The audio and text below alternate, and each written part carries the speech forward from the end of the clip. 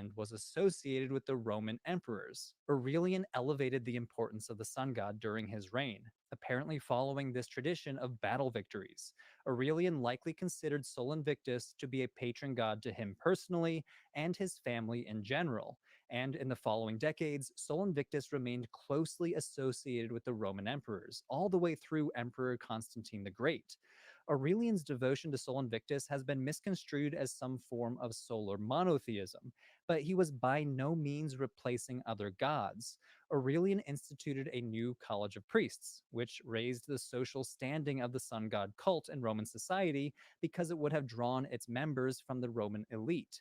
But this college did not replace other colleges of priests. Case in point, on one hand, Aurelian minted coins that labeled Sol Invictus Lord of the Roman Empire, but he also minted coins around the same time that show Sol handing a globe to Mars Invictus. So he raised the profile of Sol, but this was definitively not solar monotheism. This popularity continued into the reign of Constantine the Great, who is probably most famous for showing favor to Christianity after experiencing some sort of conversion. But before turning to Christianity, Constantine was a devotee to the sun as well. According to one source, in 310 AD, 2 years before the Battle of Milvian Bridge, when Constantine rose to power, Constantine stopped at a temple of Apollo with his army and claimed that Apollo appeared to him in a vision, prophesying that Constantine would live a long life and rule the world. Now, as we've seen, Romans often associated Apollo with the sun and even identified him as Sol Invictus, and it seems Constantine equated the two as well. And even after his conversion, Constantine continued to interpret Jesus and the Christian God through his solar theology. If you want to learn more about Constantine's conversion, I talk more about this in another video. All right, so what does all of this have to do with celebrating Christmas on December 25th? I spent so much time laying the historical groundwork because it's really important to understand what happened before, during, and after the 3rd century. The 3rd century was a major turning point for the sun god. It was not until around 274 CE, under Emperor Aurelian, that the sun god was institutionalized in the highest levels of Roman government and viewed as an imperial patron god. Now, as a history major in college, I'm the first to say that dates are not the most important thing about history, but I really want us to pay attention to the dates in the next section, with 274 CE as our hinge point, marking when the Roman sun god became anything more than a minor god in the Roman religious landscape. The questions that are important here are, when did Romans start marking December 25th as a birthday for Sol? How important was that festival? When did Christians start making December 25th as a birthday for Jesus? How important was Sol Invictus and his festival in making that decision? Let's start with the first two questions. Stephen Hymans strongly stresses that December 25th was neither a long-standing nor an especially important official feast day of Sol. I'm going to say that again. December 25th was not a long-standing nor an especially important official feast day of Sol Invictus. You should probably have already guessed this based on the previous historical overview. The sun god was a minor deity until the late 3rd century. We simply don't know when December 25th entered the Roman calendar as a holiday for Sol Invictus. It might have been 274 under Aurelian, and I actually think that's the case. But our clearest ancient evidence that explicitly mentions December 25th as a birthday of Sol Invictus is found in the so-called Chronograph of 354, which, as the name suggests, is a compilation of chronological texts composed or compiled in 354 CE. 80 years after Aurelian. One of the documents included in this compilation is a calendar listing the festivals that were celebrated in the Roman Empire in the mid-350s. A single line in the month of December names December 25th the Natalis Invicti, or the birthday of Invictus. And it says that on that day, 30 chariot races are to be held in celebration. The text on screen is how it appears in the calendar, a single line mostly consisting of abbreviations. The Roman numeral 8 stands for 8th day before Calends of January, or in other words, December 25th. N stands for Natalis. CM stands for Circenses Missi. 30 games ordered. It should be noted that this word natalis is confusing. Very simply, it can be translated as birthday, but as the scholar Michelle Salzman argues, it can also simply refer to a celebration to honor a god or the anniversary of the dedication day of a god's temple. Salzman argues that this day marked the day that Emperor Aurelian dedicated his new temple to Sol in the 270s. Now, remember that she's extrapolating. This is not direct evidence, but I think it's a convincing extrapolation. So this answers our first question. When was this holiday instituted? It appears to be at least 274 CE. We have no evidence of a sun god festival held on December 25th before this calendar date. Moving to our second question, how important was this festival? What's interesting is that this same calendar mentions 2 additional sun god holidays. It mentions a multi-day festival for Sol celebrated from October 19th to the 22nd, called Ludi Solis, or the Games of Sol, which is to be celebrated with 36 chariot races, as well as a festival for the sun and moon on August 28th. The Ludi Solis are interesting because they coincide with an older Roman holiday on October 19th called the Armilustrium, a military festival associated with Mars when Roman soldiers arrayed themselves in the Circus Maximus, a location where we've already learned was associated with the sun god. The August 28th holiday is interesting too because according to early imperial sources, Sol's feast days were on August 8, 9, 28, and December 11th. And as you'll notice, of these dates, only August 28th is mentioned in the calendar of 354. This suggests that older festival days eventually were dropped, and the longest standing festival day for Sol Invictus appears to be August 28th. Also, as an aside, it's important to note that December 25th does not appear in this oldest evidence, and thus is probably a more recent innovation. So, looking at the calendar of 354, it's not all that clear which one of these holidays is the most important Sol Invictus festival. August 28th is the oldest, stretching back to the early centuries of the Roman Empire. The Ludi Solis are the biggest in the terms of celebrations, a multi-day festival with 36 chariot races that probably was inspired by the older Armilustrium holiday, while the birthday on December 25th sits somewhere in the middle, a single-day festival with 30 chariot races. It's not accurate to suggest that December 25th was the Sol Invictus holiday. This source does mention it as the sun's birthday, but it was potentially overshadowed by these other holidays, particularly the multi-day festival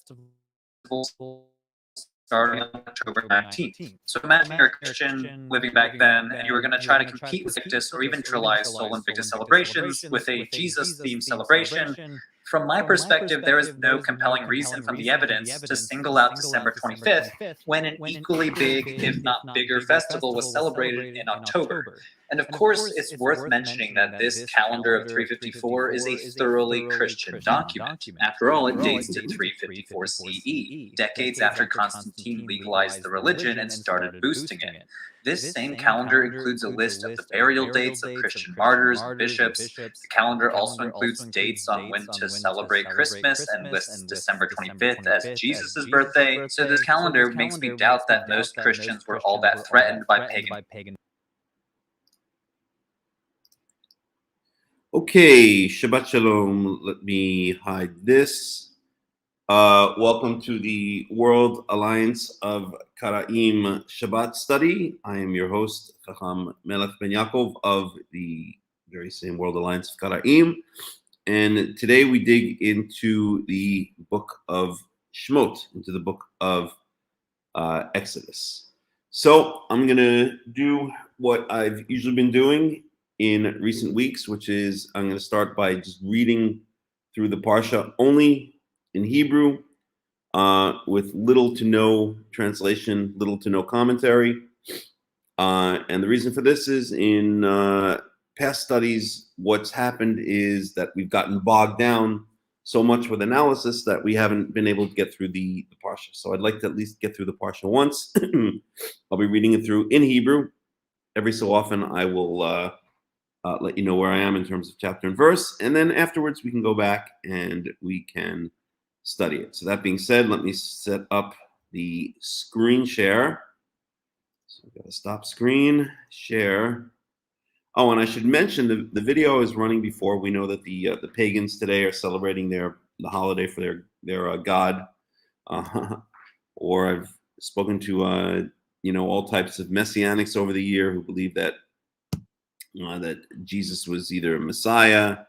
I ran into one recently who said he's an angel ruling over the other angels in a parallel universe. You get all kinds of shades of bizarre paganism, but thank God we as Israelites, we as Karaites, we as external followers of Yehovah take no part in this nonsense whatsoever. In fact, we could say that the winter solstice, which if you watch the video, by the way, is from a channel called Religion for Breakfast. Highly, highly, highly recommend that YouTube channel. You can look it up. And, lots of stuff on there. But at any rate, one of the things that we as Israelites don't have, with the possible exception of Hanukkah, but certainly from the biblical holidays, is we don't have any kind of solstice or equinox holidays, right? Our holidays, yes, are in tune with the agricultural cycle. One could say that Chodesh Aviv, the month in which Passover takes place, is linked to the vernal equinox, but not directly. It's only linked to the vernal equinox in the sense that that's when the plants start coming out, and that's when the barley starts becoming ripe. But there's nothing in the Torah that says on the equinox do such and such, on the solstice do such and such.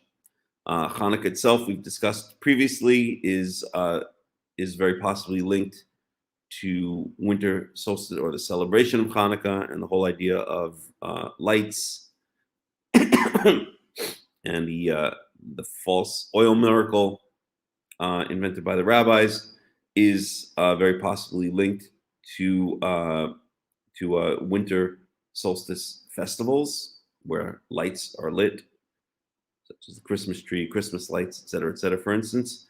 But in the Torah, there's no direct connection between any of our holidays and any of the cycles of the sun. So my first thought is, well, that's interesting because maybe it's done on quote unquote purpose, or maybe it's done to avoid worshiping the sun, as so many ancient cultures did, as we just saw now that the Romans venerated the sun, the Greeks venerated the sun.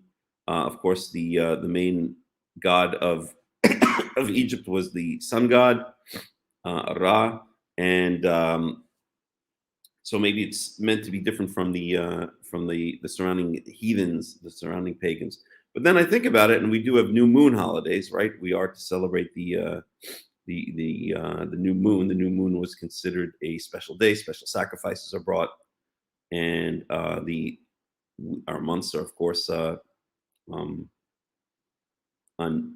marked off by the appearance of the new moon. So there is that, but there's certainly no explicit holidays anywhere in the Torah related to the cycles, direct to the cycles of the sun, right? We don't say celebrate Passover on the vernal equinox, celebrate Shavuot on the summer solstice, and celebrate Sukkot on the autumnal equinox, right? It's more agricultural cycles, which is interesting because it says the Torah says that the land of Israel is a land on which the eyes of God are on it from the beginning of the year until the end of the year, which makes us very connected to the land. It makes us very connected to the agriculture, and it doesn't make us, and makes us perhaps less connected to the cycles of the sun or the movements of the sun and the moon per se. We look down towards the earth and the blessings that Yehovah puts on it, rather than up towards the moon and the sun for signs and predictions and wonders and all of this kind of stuff.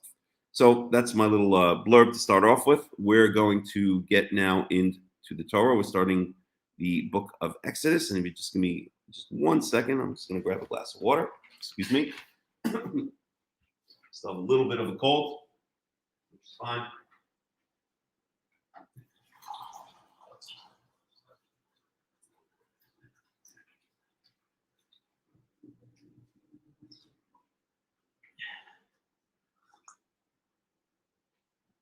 So you hear me cough or sniffle a little bit.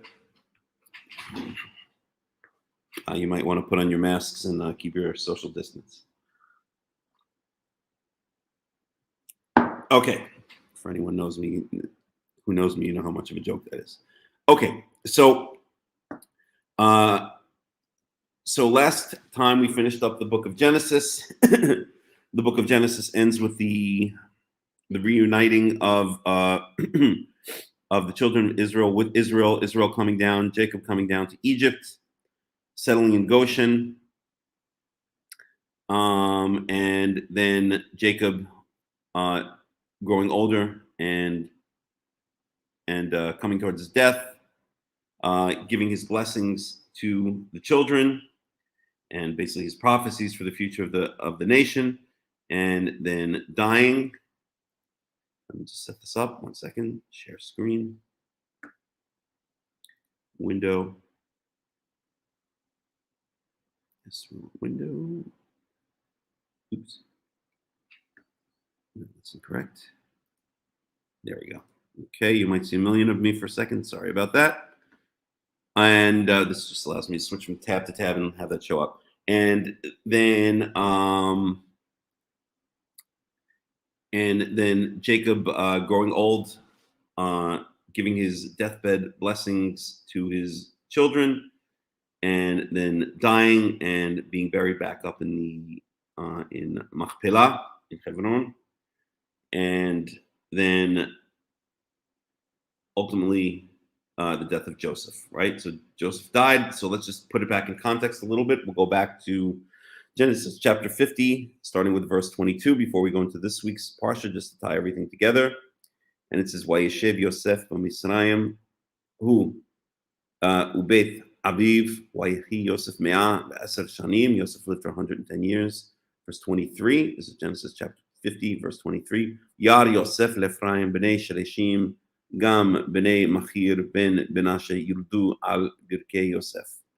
So he saw the Ephraim was a son. Machir was the son of Menashe, and the children. So that makes Machir his grandchild, and his Machir's children were born on the knees, on the legs, on the knees of Yosef, right? So that's his great grandchildren. So Yosef lived to be a great grandfather. Verse 24. "Yomer Yosef el Echav anochi met ואלוהים יפקוד אתכם והעלה אתכם מן הארץ הזאת אל הארץ אשר נשבע לאברהם ליצחק ויעקב." Then Yosef says he's going to die. "וישבע יוסף את בני ישראל לאמור פקוד יפקוד אלוהים אתכם והעליתם את עצמותיי מזה." When God does keep his promise, visit you, revisit you, however you want to translate yifkod, it's translated in various ways, then take my bones out of here as well. Just like you did for my father, don't leave my bones in Egypt. "Vayamat Yosef ben 110 shanim v'yachnetu oto v'yisim ba'aron b'Mitzrayim." So he was embalmed, mummified, and then placed in a coffin in Egypt. And of course, we know that when the Israelites left Egypt, one of the things they did was take Yosef's bones. Moshe took Yosef's bones. Okay, well, here we are.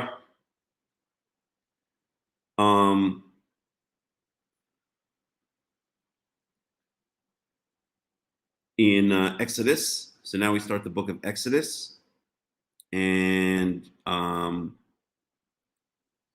we're now a bunch of generations later, and we'll see exactly how many. Okay, so I'm just going to read through with very little commentary. We're in Exodus chapter 1, verse 1. "Wa'ele Shemot b'nei Yisrael haba'im Mitzrayma et Yaakov ish uveito ba'u Reuven, Shimon, Levi, Yehuda, Issachar, Zvulun, Binyamin, Dan, Naphtali, Gad, Asher, Wahi kol nefesh Yotzei Yerech Yaakov Shiva'im nefesh Yosef haya b'Mitzrayim." When we're doing the count, we tried to do a count a couple of weeks ago, and I did a spreadsheet. Maybe if I have time, I'll try to get back to it today. We see that Yosef is not included in the count of 70, and here this fortifies that opinion because it says he was already in Egypt. Verse 6, excuse me. وَيَمَتْ يُوسَف بِكُلِّ أَخَاهُ כל הדור ההוא ובני ישראל פרו וישרצו וירבו יאמצו במאוד מאוד ותמלא הארץ אותם. ויקם מלך חדש על מצרים אשר לא ידע את יוסף ויאמר אל עמו הנה עם בני ישראל רב ועצום. It's interesting here. In verse 7 it says בני ישראל פרו וישרצו וירבו ויאמצו במאוד. ירבו ויאמצו, they grew great in number. יאמצו, and they became another word, I guess, became giant, became huge, right? So here we have the root rav, and here we have the root atzam, and it's the same thing here. This is exactly what Pharaoh says. Hine ben Israel rav ve'atzum, they are great and giant, great in number and huge. Mimenu, either among us or more than us. It really means more than us. Okay, they are greater than us. They are larger than us. Hava nit hakma lo pen yirbe wahaya ki tikra'ena milhama wanosaf gamhu al sonenu ونلخم بانو وعلى مين هارس ويعصموا علاv שרי מיסים למען ענותו בסביבותם ויבן ערי מסכנות לפרעה את פתאום ואת רמסס. Verse 12 וכאשר יענו אותו כן ירבה וכן יפרוץ יעקוצו מפני בני ישראל ויעבידו מצרים את בני ישראל בפרך וימררו את חייהם בעבודה קשה בחומר בלבנים ובכל עבודה בשדה את כל עבודתם אשר עבדו בהם בפרך. Verse 15 ויאמר מלך מצרים למילדות עבריות אשר שם האחד שפרה ושם השנית פועה ויאמר בילדכן את העבריות וראיתם על האבנים אם בן הוא וחמיתן אותו ואם בת היא וחיה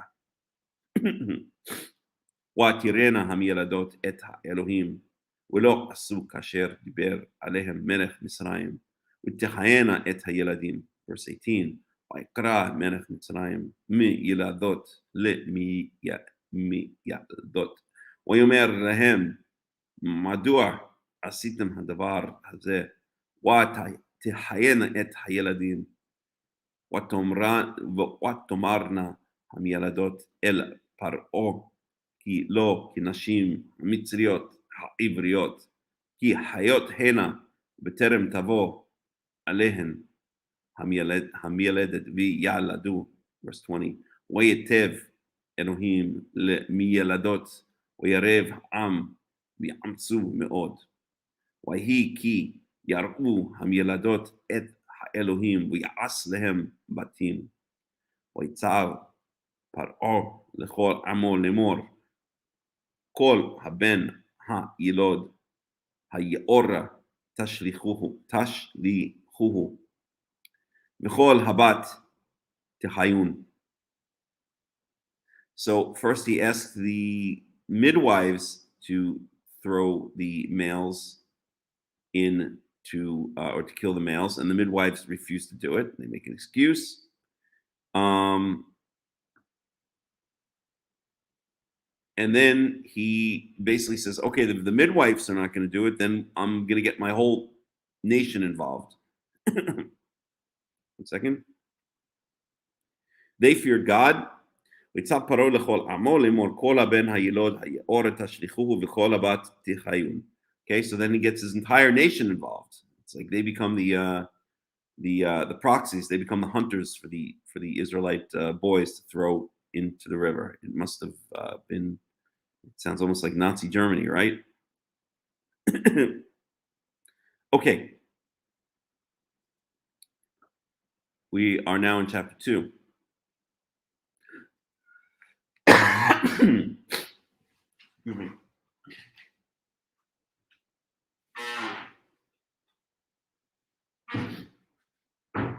Get a tissue.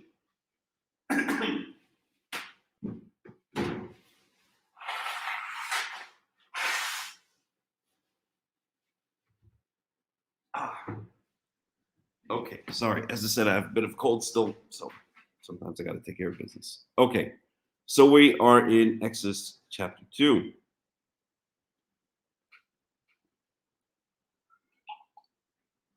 And by the way, we're going up to chapter 6. Yeah, we're going up basically up to the first verse in chapter 6. Okay, chapter 2. וילך איש מבית לוי ויקח את בת לוי וטהר האישה ותלד בן ותראה אותו כי טוב הוא ותצפנהו 3 ירחים ולא יכלה עוד הצפינו ותיקח לו תיבת גומה ותחמרה בחמר ובזפת ותשם בה את הילד ותשם בסוף על שפת היאור ותתצב אחותו מרחוק לדעה מה יעשה לו. I just had a thought. So with Noah's Ark, let's just take a look at Noah's Ark for a second. It'll be Genesis chapter 5. This is a very brief stop.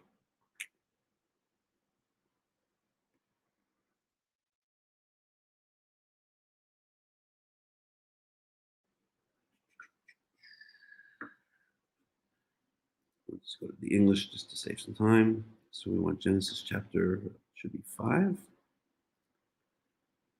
not mistaken. No. 6.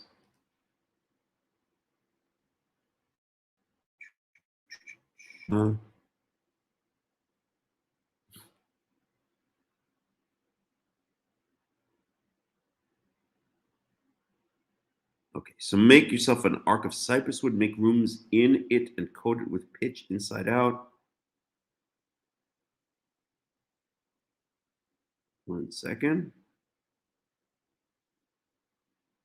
I guess it does not mention it. The ark is to be, make a roof for it. Okay, let's look at the Hebrew here. So it's going to be 5:15. I'll tell you where I'm going with this in just a second. Oops, how did I get to 6? No, it doesn't matter.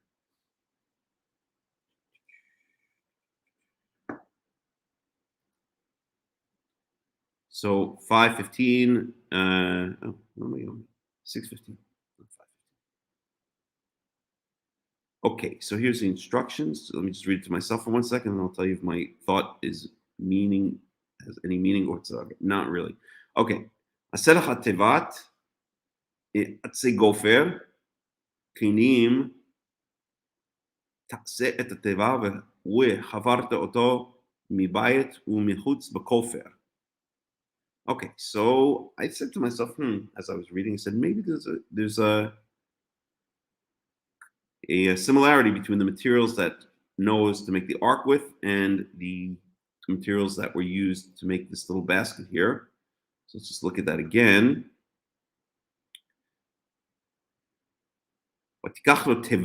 So first of all, we see it's called a teva. You know, sometimes the Torah does this. It harkens back on purpose to other stories. Not as the rabbis may say, the rabbis may, or the Kabbalists may do something, ridiculous with it and say, oh, this proves that Moshe is a reincarnation of Noah or something, ridiculous like that. That's not what I'm saying. I'm saying that the Torah kind of deliberately self-references itself. Either, well, you could say, it's if the Torah is divine, which believe it is at the end of the day. Although I must honestly say, sometimes I have my doubts. I'm not going to be, holier than thou. Shemot, and say that I don't have my doubts. There are a lot of things in the Torah sometimes which make me doubt its divinity, or at least part of its divinity. But at the end of the day, I do believe it's divine. So if it's self-referential, if it references other parts of itself, then that's God, that's Yehovah making that happen by making the events similar. A classic example might be the similarity between the story of Sodom and Gomorrah that we see in the book of Genesis, and the story of at the end of the book of Judges regarding the concubine that the Benjaminites raped and murdered, and if you look at the similarity between those two stories, you see obvious similarities, deliberate similarities, almost word for word in some cases. So the Torah is self-referential. It references other parts of itself. And I'm just trying to see if maybe that's what's going on here. So Dachluk Teva. So we know in the case of this vessel that Moses' sister puts Moses in. One second. I'm sorry. That Moses' mother puts Moses in. It's called the Teva, right? Basket. Here, actually, they translate it as ark, right? And in Genesis 6, this is what Noah needs to build. Tevat. Teva. It's the same word. So here in Noah, with the story of Noah, it's Gofer. Okay, wood of, and Gofer is usually translated as I don't know. Let's look it up. Gofer. Okay. We're dubious. Okay, so some wood, which we don't know exactly what it is, but they just called Gofer. Okay. Kinim. Kinim is from the word kane, which means also reeds. Right? They probably even translated it here as reeds if I go over it. Kinim. That's interesting. Okay, I understand. Let me translate that. Forget that. Taset teva michutz bekofer. Gofer. Here, the teva is vitachlok tevat gome. So here they translate gome as bulrushes. So it's different, right? So it's not gofer, it's gome. Let's look up the word gome. Not a very common word. It might only appear once, as a matter of fact. Very few times. Oh no, it appears 4 times. Okay. Gomer below. So they translate it as bulrushes, papyrus. Rush reed, papyrus. Late Hebrew, gome. Loan word. Okay. So it's reed or papyrus. Okay, fine. So here it's reeds, basically, right? So here she's making an ark. Moses' mother's making ark of reeds, gome, bulrush, as they translated it as. With tachmira b'chaimar. So chaimar is like mud or clay, I guess you could say. So basically, let's look up the word chaimar for a second. Bitumen asphalt. Bitumen asphalt swelling up. Reddish brown color used for cement in building Bavel, Genesis 11:3. Translated here as tar. That's the NIV translation. Okay, so with tar or asphalt or mud or clay, probably clay is the best translation. Ubizafet. Zafet is translated as, let's look that word up.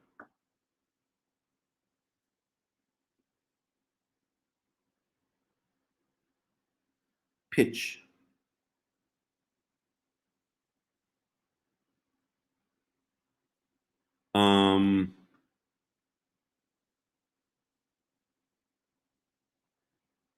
So this in modern Hebrew, zephet is tar. Here they translate as pitch. I'm not enough of an expert in building materials to know if pitch is the same as tar, but any rate, we don't have to get. We can maybe analyze it a little bit later. But what we do have here is we have okay, so we have a teva that's made with gomeh, papyrus of bulrushes, and then tahmira b'chaymer, and then it's glued together with either asphalt or bitumen or clay, or what was the other thing they said?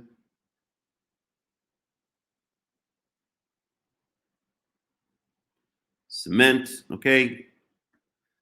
So I mean, cement is basically just I think it's mostly just very finely ground clay, right? Or it's basically clay. So I'll translate that as clay for now. So we've got our bulrushes, our papyrus reeds. We've got our clay, and then we've got our zafet, which I'll translate for lack of a better understanding at this point as tar. Okay, maybe that was like sometimes they're in riverbeds. You can get this really kind of like sticky, gooey kind of substance, which comes from the degradation of plants and animals. Maybe that's what it was. I'm not sure. So one more time, zafet. Zafet. Zephet.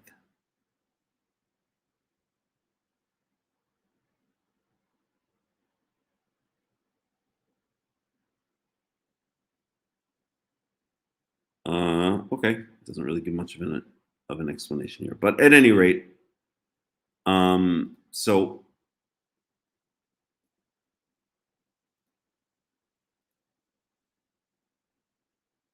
okay, so that's the ark that Moses was put in. With the ark of Noah, you have Atzi Gofer, which is some kind of wood. So Kinim, this here is translated as rooms. And kofer is okay. That's nice.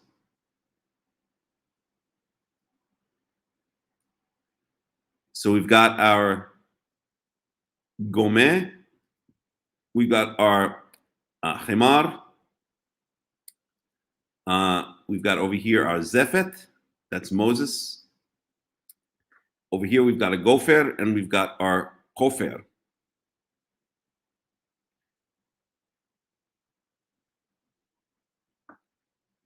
So is it the same? I guess not, unless we can make I mean, there's some similarity, right? It's called the teva, but a teva just because it's carrying things, right? It is put together from some kind of wood substance, which is then, glued together with, here in this case, they also translate this as pitch. So I want to look one more thing up. No, let's do it this way. Is it parallel? It does it?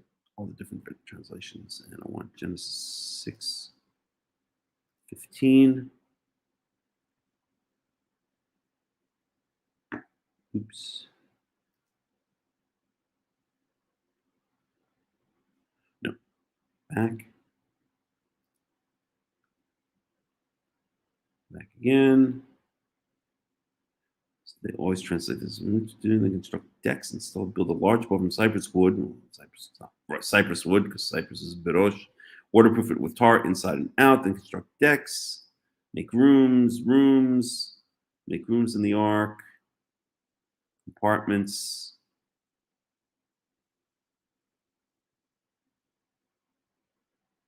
Okay. Stalls, pens. Okay. So they translate this word kinim always as rooms or compartments. Okay. Good enough. So I thought maybe that was, oops, I lost it. Maybe kinim was the plural of kaneh, which probably is, but I thought maybe it meant also reeds. Kaneh is a reed. And so maybe that would also harken back to the Moses story. All right, I don't see too much of a similarity, I have to be honest, but let's close this all off, get back to reading our Parsha. But that's the kind of analysis that I like to do if I see something that looks like it's similar to another place in the Torah, then I definitely will check it out, because the Torah is often very, very self-referential. Okay, at any rate, where were we? We were in verse, we'll start with 3.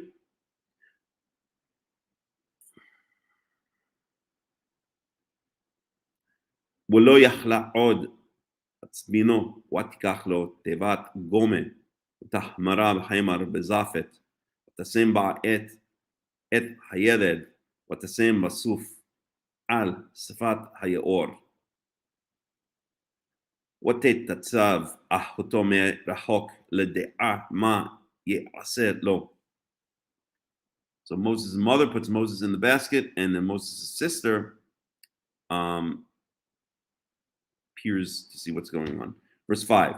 ותרד בת פרעה ללחוץ על היאור ונערותיה הולכות על יד היאור ותראה את התיבה בתוך הסוף ותשלח את אמתה ותיקחיה ותפתח ותראהו את הילד והנה נער בוכה.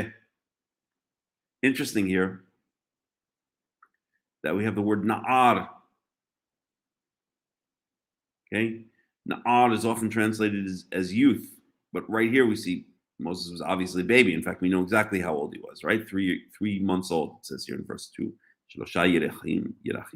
So the word na'ar is just a general term for a child. It could be anywhere from a little baby up to a young man, say up to about the age of 20, right? So na'ar, and therefore na'ara, does not always mean youth as it's usually translated as. It can mean anyone who's not reached adulthood. Same with yeled, right? Yeled in modern Hebrew, well, you could call a little baby a yeled, but you would probably call him a tinok. Yeled means child. So in modern Hebrew, a tinok would be a baby. A child, like a let's say 7, 8, 9, 10-year-old person would be a yeled, and then a teenager would be a na'ar. But here we see it's really interchangeable, right?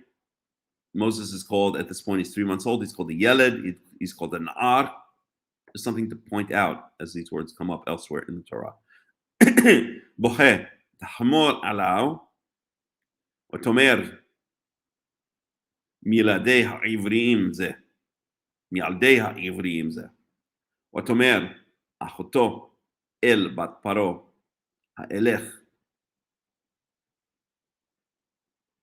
האלך וקראתי לך אישה מנקת מן העבריות, ותניק לך את הילד, ותאמר לה בת פרעה, לכי ותלך העלמה ותקרא את אם הילד. Smart, right? ראש יהודי. ותאמר לה בת פרעה, הליכי את הילד הזה, והניק הוא לי, ואני אתן את שכרך, ותיקח האישה הילד, ותניקהו. Wow, that's really Rosh Yehudi, right? So Moses' sister, who saw the whole thing, offers to Pharaoh's daughter a wet nurse, and having a smart Jewish mind makes his own mother the wet nurse. Moses' own mother the wet nurse, right? And and not only that, but now Moses' mother is getting paid to raise Moses. Now that's a good Rosh Yehudi. That's a good Jewish mind at work. Okay, right? So from Moses being he's supposed to be killed, right? He's supposed to be put to death, thrown into the Well, it doesn't say explicitly in that case. Right? 1 second.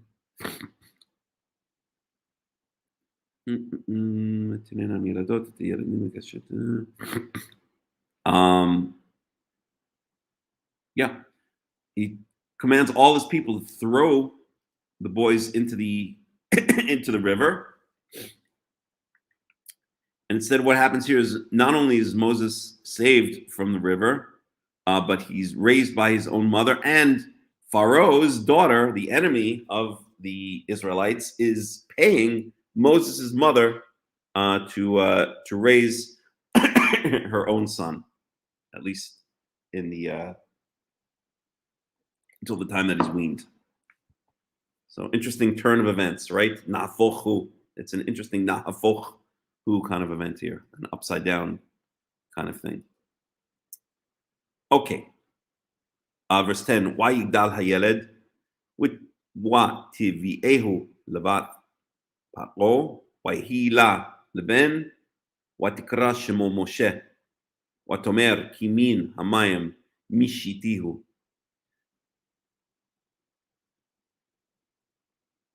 So it's Pharaoh's daughter who gives Moses his name, Moshe. Mishitihu is usually translated as pulled out of the water. Kimin hamay mishitihu.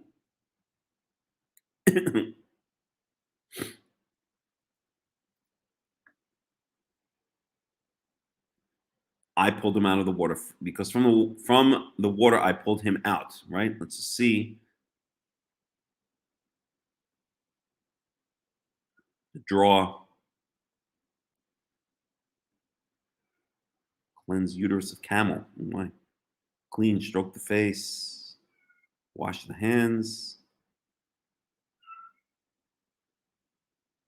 See below. Just explain Moshe, but see this below. Rabim.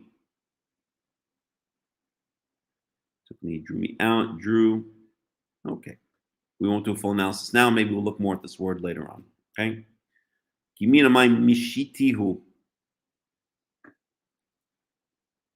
So Masha, mishiti is I pulled him. Mishitihu, Mishiti, I pulled. Mishitihu, I pulled him. Okay, so that's where the word Moshe comes from. This is the past tense. Okay, if the underlying verb is masha, so the infinitive would be limshot.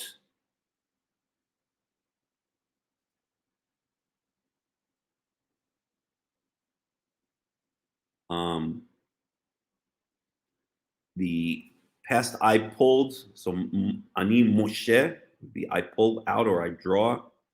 And by the way, I don't believe that names are based on grammatically correct words. Unlike there's another Qara'im Hakham who believes that. I'm strongly against that idea. If it happens to overlap with a part of speech related to that underlying root, so be it. But I don't think that necessarily has to be the case.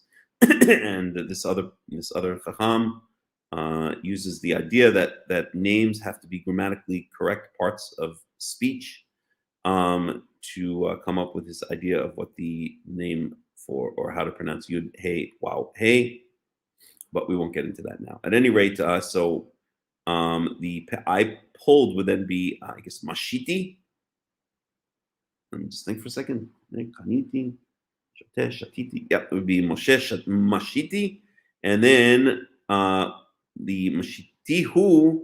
So so we get under the mem when we add the hu at the end, we get a shva. So it's mishitihu. I pulled him. Okay, or I drew him. Okay.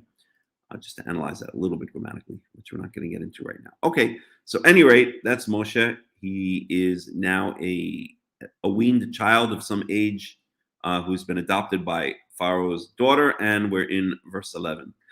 Waihi biyamim ahem wa yigdal Moshe ويتسي el إحاو ويار بسيبلوتام ويار إيش مصري مكة إيش قبري مي إحاو ويفين كو وخو וירא כי אין איש, ויח את המצרי, ויטמנהו בחול.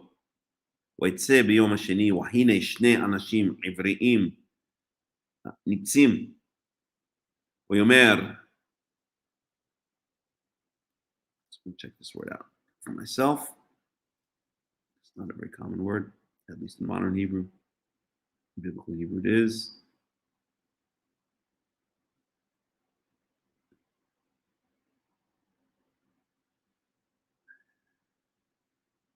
Right.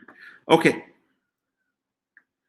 ויאמר לרשע למה תכה רעך, ויאמר מי שמך לאיש שר ושופט עלינו, הלהרגני, אתה אומר כאשר הרגת את המצרי, וירא משה, ויאמר אכן נודע הדבר. So it's interesting.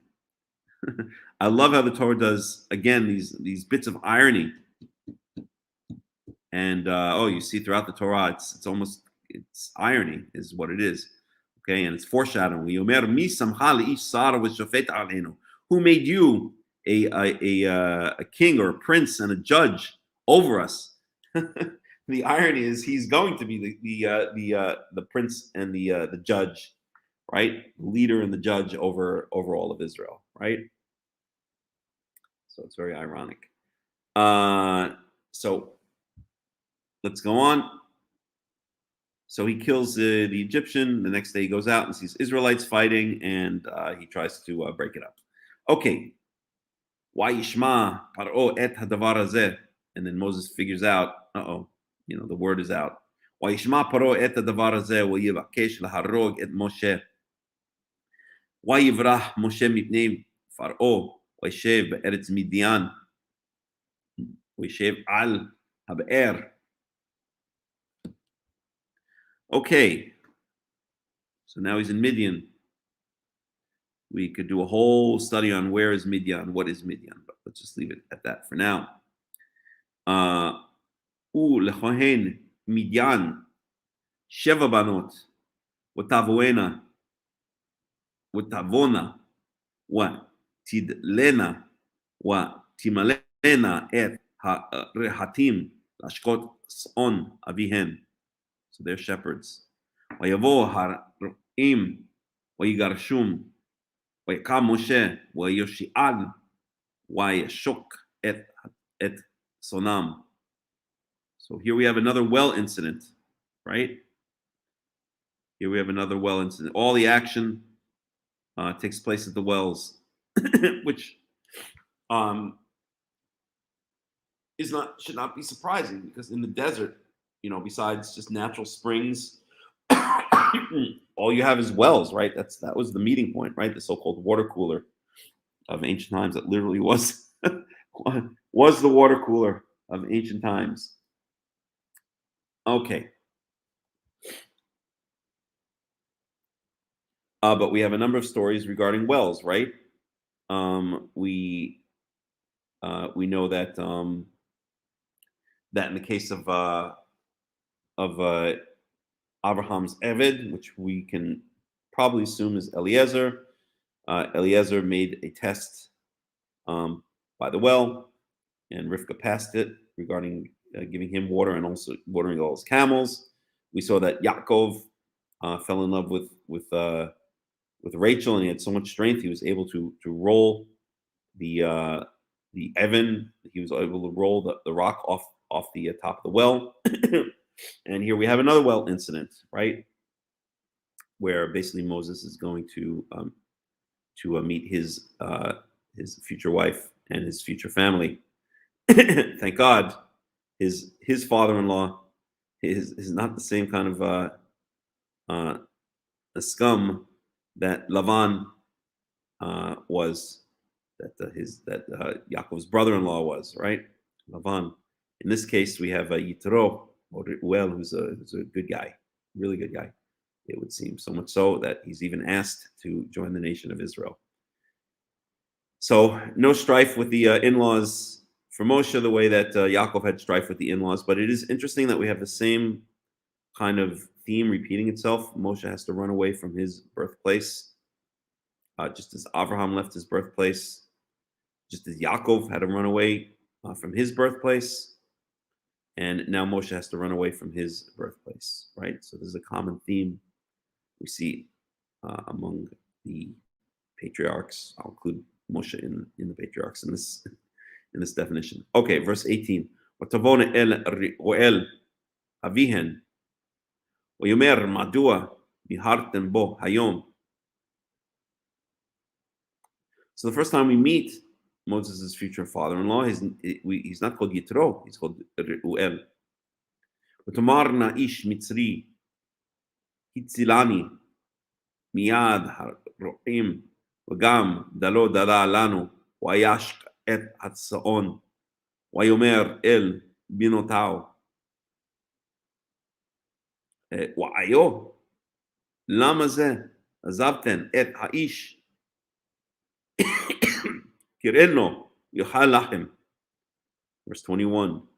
ויואל משה לשבת את האיש וייתן את ציפורה ביתו למשה ותלד בן ויקרא את שמו גרשום כי אמר גר הייתי בארץ נוכריה.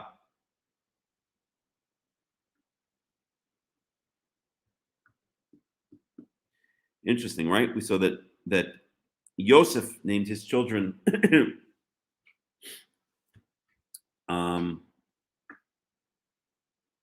also after the fact that he was in a foreign land. Menashe was named after the based on the idea that he should forget his father's house. Let's go back to that for 1 second. I'll open it up in a new tab. Oops. So that would be Genesis. I guess around 40. Probably too early.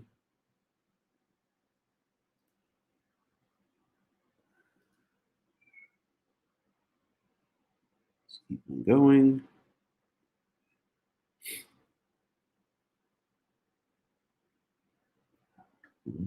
So 41. 1 second.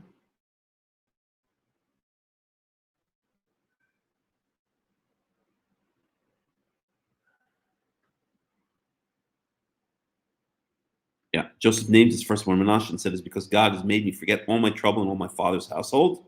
Second son he named Ephraim, saying, "It is because God has made me fruitful in the land of my suffering." Let's look at that in Hebrew. That's Genesis 41:52.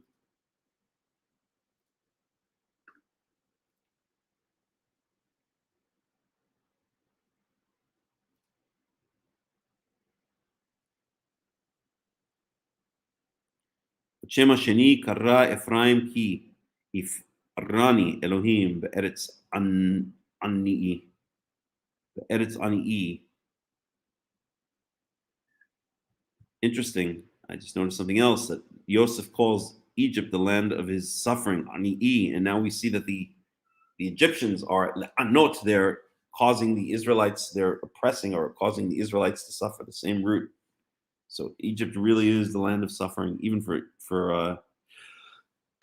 for Joseph, who at this time was second in command to Pharaoh. He still calls it the land of suffering, which could just be a reference to the suffering that he already faced, being in jail, being a slave, etc. But I think it means more than that. I think it means also the fact that he's separated from his father, separated from his father's house. So, okay. And here we have that. Where were we?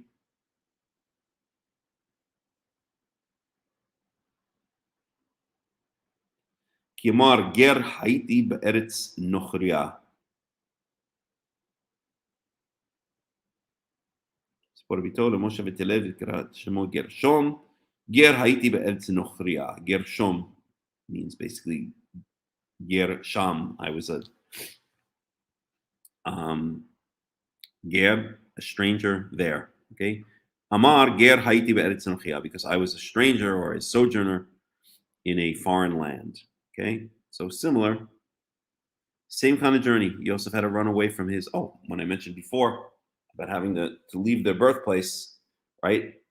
I forgot to include Yosef. So we said Abraham, we said Yaakov, we said Moshe, but of course we forgot Yosef, who was forced to leave, who was sold away from his birthplace. Okay. Again, interesting to see all these parallels, all these themes that repeat themselves. Another theme that we've seen a bunch of times when we're studying the book of Genesis, and we'll see in the future as well, is the replacement of the firstborn with the secondborn, or the firstborn with one who is not the firstborn. Yaakov and Esav. Yeah, we said it many, many times. So themes repeat themselves in the Torah. Themes repeat themselves in the Torah. So,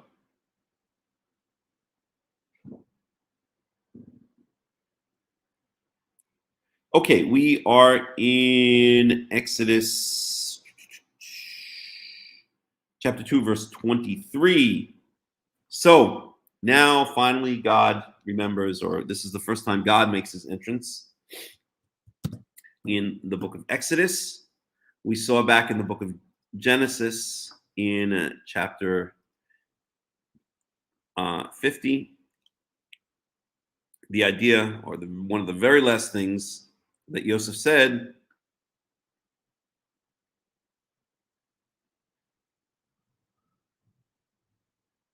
Et bnei Yisrael lemor pakod yifkod Elohim etchem. Yosef made the children of Israel swear, saying, pakod yifkod, when God shall surely revisit you, or remember you, or pay you back, or for good. In other words, basically they translate this as visit or revisit. Usually, it's not a good. There's no. It's not a very good translation for this. Kind of remember, or it kind of means, lifkod means to point out or to pay attention to after a long period of time. Revisit or revisit. I don't know. I can't think of a good English translation. I wonder what I'm curious to see how Robert Abrams, who I always refer to, translates that word. Let me see for a second here. So I'll open up my Nook.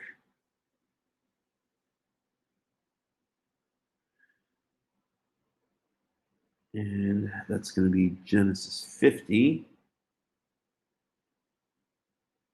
Okay, it's so hard to navigate in this app.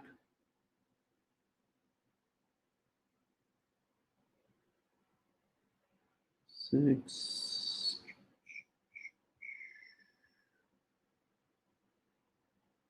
One second, we're almost there.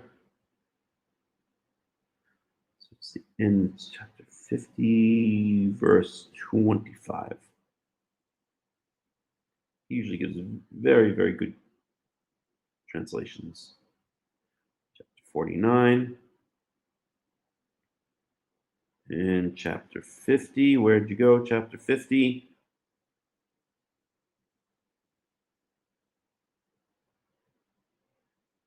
Verse 25. When God indeed singles you out. I like that. I like that. That's how he translates it. He always comes up with very unique translations. Singles you out is how he translates pakod yifkod, which usually translates as visit or remember or revisit. Singles you out. Let's see if there's a comment about that.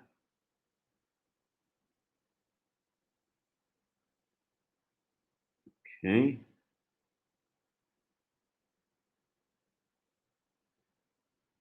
Nope, he doesn't.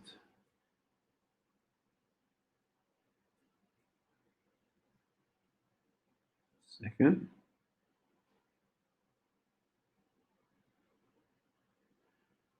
Oh, it's interesting here that it does say on that verse, I'm just going to read this. This is Robert Abrams' comment on the last verse in Genesis, chapter 50, verse 26. He's put in a coffin in Egypt, the book that began with an image of God's breath moving across the vast expanses of the primordial deep to bring the world and all life into being, ends with being ends with this image of a body in a box, a mummy in a coffin. Hebrews in Canaan appear not to have used coffins, and the term occurs only here. Out of the contraction of this moment of mortuary enclosure, a new expansion and new births will follow. Okay, that's all nice and dandy. That's not the part I'm interested in. That's just stuff. Exodus begins with the proliferation of births, a pointed repetition of the primeval blessing to be fruitful and multiply, right? And just as the survival of the flood was represented as a second creation, the leader who is to forge the creation in the nation will be born on the water in a little box, not the Aron, the end of Genesis, but the Teva, the ark that keeps Noah and the seed alive. So I guess that's all nice and poetic and wonderful and dandy and all that stuff. But the interesting thing here is he definitely picks up on the fact that what we were speaking about before, that Moses was placed in a Teva, just as the Teva kept Noah and his seed alive. So the Teva here is going to keep Moshe and his seed alive, something that we spoke about basically before. Okay. So back to Exodus 2. Exodus 2, verse 23. Wahi biyamim harabim haim wayamath menech Misraim. Goodbye. Wa ye'anhu bnei Israel min ha'avodah. Wa yiz'aku wa ta'al sha'awatam el ha'elohim min ha'avodah. Wa yishma Elohim et na'katam. Wa yiskor Elohim et brito et Abraham et Isaac wa et Yaakov. Yar Elohim et bnei Israel wa yeda Elohim. Verse chapter 3. So we're in Exodus chapter 3. And here we go with the burning bush. Moshe haya ro'eh et Son Yithro Hotno Kohen Midian Wayinhag et Ason Har Hamidbar, and here he's called Yitro. So now this is the second time he's named. Before it was Reuel, the first time we met him, and here he's called Yitro. Har Hamidbar Wayavo El Har HaElohim Horeva Wayera Malach Yehovah Elav Labat Esh Mitoch Asneh Yar Wahine Hasneh Bo'er Ba'esh Wahasneh Inenu Uchal Wayomer Moshe Asurana Wa'er'eh Et Hamare Hagadol Hazeh. 1 second.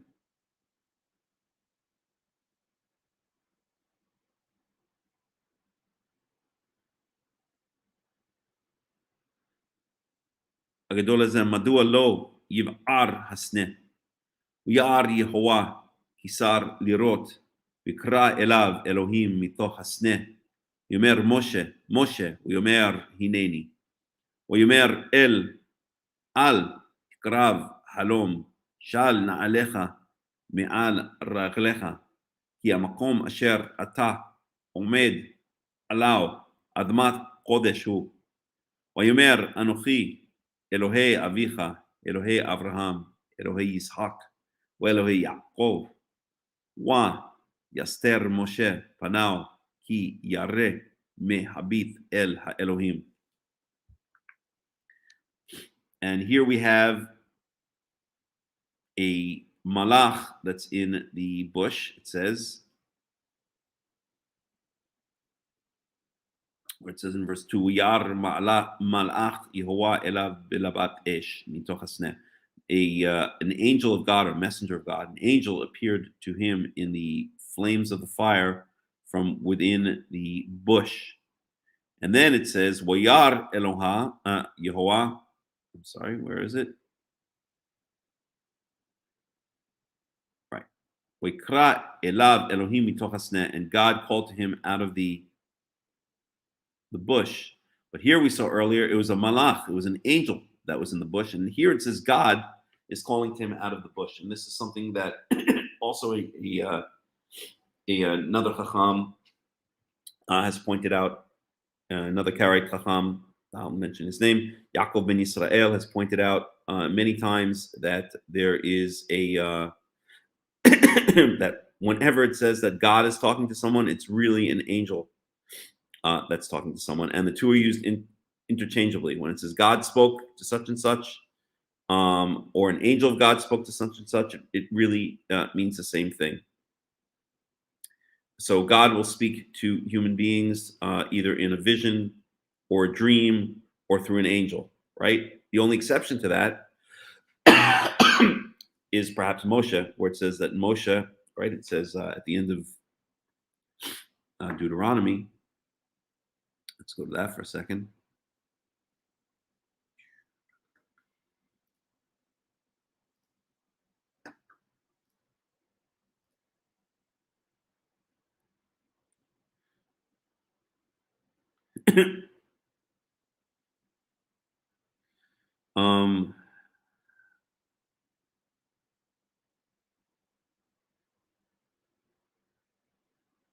Well, it says here in 34:10, "Velo kam navi od b'Yisrael kemoshe asher o Yehovah panim el panim."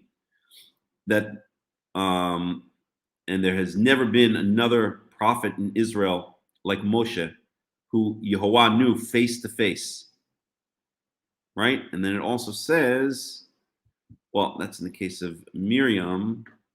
Miriam is speaking badly about Moshe. That's going to be in Numbers, I believe. I'm going to have to look it up. Miriam is punished. Numbers 12.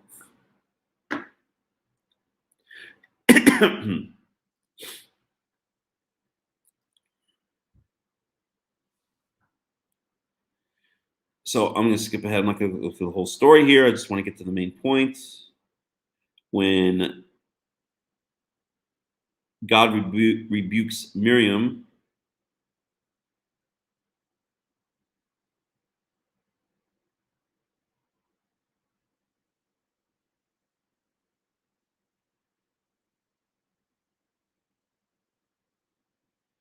he says, this is Numbers chapter 12. Una divarai. So, Yomer Yehovah Pithom el Moshe el Aaron el Miriam tz'u shloshtachem el ohel mo'ed ויצאו שלושתם ירד יהוה בעמוד ענן יעמוד פתח אוהל ויקרא אהרון ומרים ויצאו שניהם. So Miriam and Aaron are in some hot water right now, and this is what God says, ostensibly through an angel or through the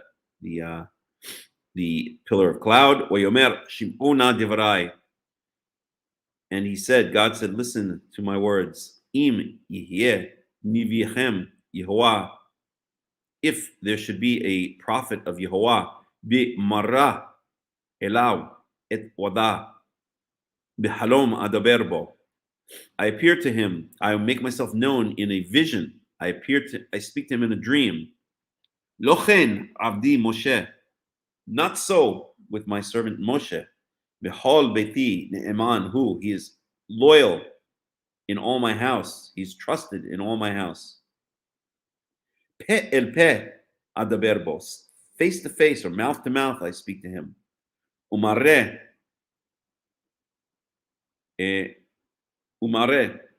velo b'chidot u timunat Yehovah yabit. One second. Pe el pe adaberbo umare velo b'chidot u timunat Yehovah yabit. Madua lo yiretem. Okay, let me just parse this a little bit in my head. Pe el pe adaberbo, I speak to him face to face or mouth to mouth. Umar'eh velo b'chidot.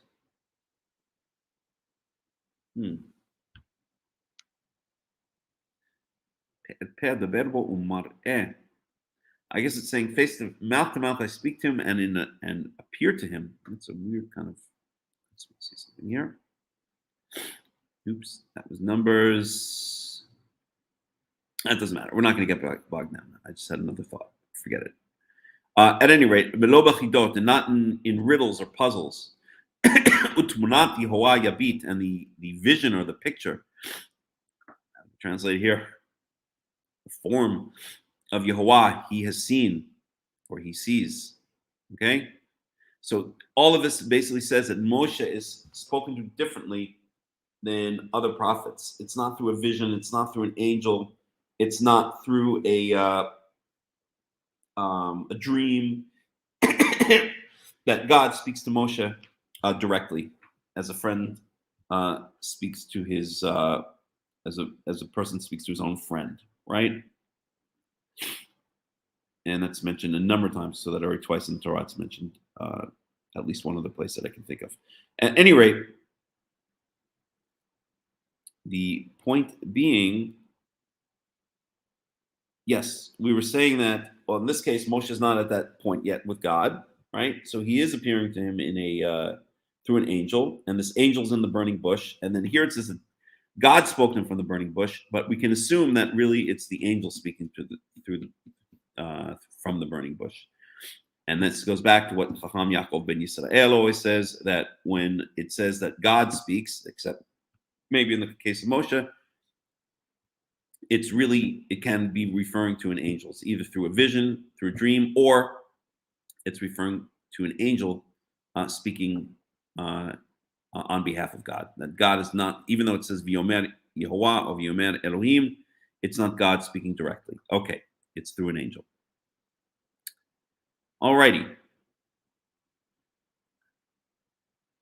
We better hurry up if we want to finish the parsha. I want to stop in about half an hour, 40 minutes. V'yomer Anochi Elohei Avicha, Elohei Avraham, Elohei Yitzhak, Elohei Yaakov, V'aster Moshe Panau, Ki Yareh Mehabit El HaElohim. Verse 7, Exodus chapter 3, verse 7. V'yomer Yehovah Ra'o Ra'iti et Ani Ami Asher B'Mitzrayim Wa'et Sa'akatam Shamati Mibnei Nokshao Yedati et Michoav Wa'ered L'Hatzilo Miyad Misrayim U L'Ha'alotho Min Ha'ares Hahi El Eretz Tova Urihava El Eretz Zavat Halav Udavash El Mikom Hakina'ani We'Hahithi We'Emori We'Haparizi We'Hiwi We'Hayibusi. Jebusites, they were the ones that owned Jerusalem. Vata hine tza'akat b'nei Yisrael ba'a elai v'gam ra'iti et halachatz asher Mitzrayim lohatzim otam. Verse 10. Vata leha ve'eshlachacha ed paro v'chotze et ami b'nei Yisrael mi Mitzrayim. V'yomer Moshe el ha'Elohim mi anochi ki elech el paro Wachi Osi et Bnei Yisrael mi Mitzrayim. Yomer ki ehye imach. Ehye imach. Interesting, right? Because we see that, well, the name of God is Yehovah, but we see that one of the explanations for his name is Ehye Asher Ehye. So there's a play a lot of times, it's going to be coming up now on this idea of Ehye or Lihiyot, right? Ki Ehye imach. Remember that when we speak about the name of God.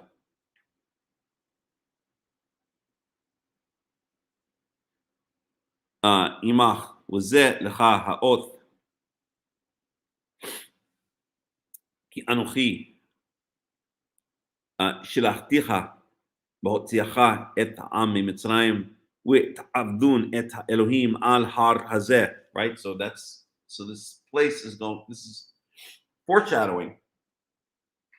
Just as I have this theory that Bet El is actually the Temple Mount, which I've mentioned a number of times. I don't have any archaeological proof for it. I only have textual hints.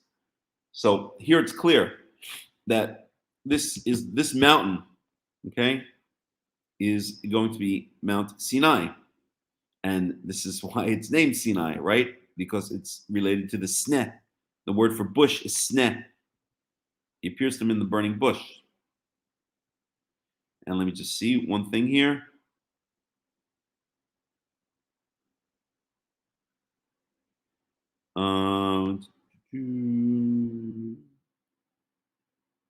One second.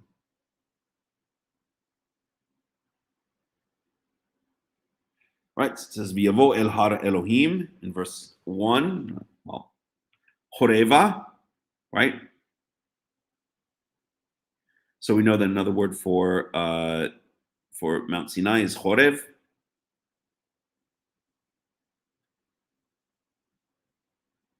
V'yar malach Yehovah elav belibat esh mitoch hasneh. So the angel pierced him in the sneh, right? And the mountain is called Sinai. Comes from the word sneh, the word bush. So it's the mountain of the burning bush, or the bush mountain, shall we say, is one of its names. The other being Chorev. Okay. Where were we? Now we read that already. Verse 10. I'll start in verse 10. Oh, I'm sorry. We already passed that.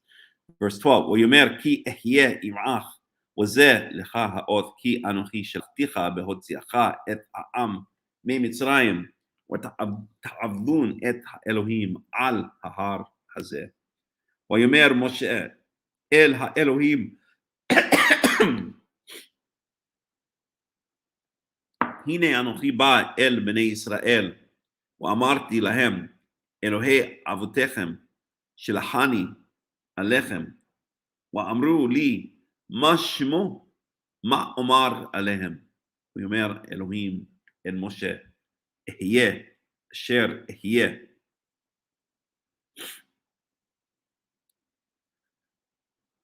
I am who I am. I will be who I will be. There's so many different translations or understandings of that. And I think I could sit here and philosophize about it for an hour, but I won't.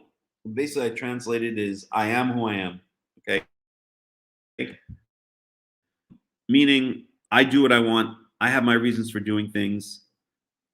I make no excuses to anyone. Okay, I don't have to answer to anyone to explain why I do what I do. The entire book of Job can be summed up with these words, Ehyeh asher ehyeh. The entire book of Job is really about that. I think some people misunderstand the purpose of or the philosophy that's being put forth in the book of Job. And if you look at the end of the book of Job, where God appears to Job in the whirlwind, he basically says, Ehyeh asher ehyeh. Okay, he's speaking to Job and his friends. You don't understand. You weren't here when I lay down the earth with wisdom. You don't know why I do what I do. You can't understand why I do what I do. So don't speculate. Job was right for not speculating, for basically not trying to make excuses for me. Right? I am who I am. I don't have to answer to anybody. Okay? Not to say that God is a tyrant, quite the opposite. But God's wisdom is so great that it's unfathomable. And that's what I think is the essence of this Ehyeh asher ehyeh. I think the entire book of Job, it's not about bad things happening to a righteous person. It's not even about good things happening to him in the end. It's really about having complete understanding. I don't even like to use the word faith. Having an understanding that Yehovah has his reasons for doing things, and he doesn't have to explain it to anybody. And what basically Job's friends try to do is explain. See, Job's friends think they're defending God, but they're actually insulting God. Job's friends think that by saying, Job, you're the one who's done evil, and that's why God is punishing you. Well, they're putting God in a box. They're saying you do bad and God punishes. You do bad, God punishes. And Job says, no, I didn't do. He insists, I'm an innocent person. I didn't do anything wrong. Okay, this punishment has come to me completely undeserved. And in the end, God says to Job, yes, Job was right. Okay, his punishment was undeserved. Why did I do it? I have my reasons.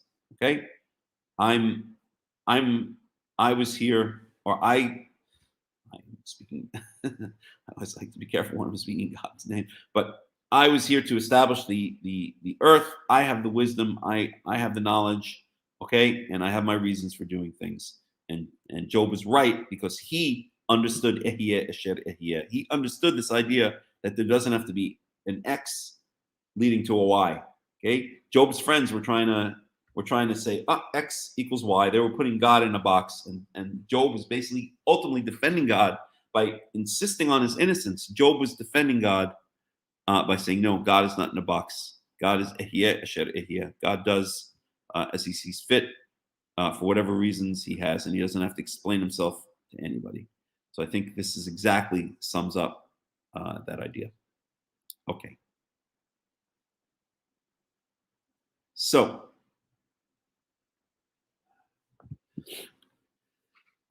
ויאמר כה תאמר לבני ישראל אחיה שלחני אליכם. But that's not his name. You could say it. That's a cute phrase and all, but this is not his name.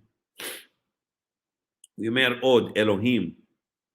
So why is God saying if God's name is not Ehyeh, and it's not, right? Here in verse 14, it says explicitly, Ehyeh Asher Ehyeh. It's not saying that's his name. He's just explaining who he is, right?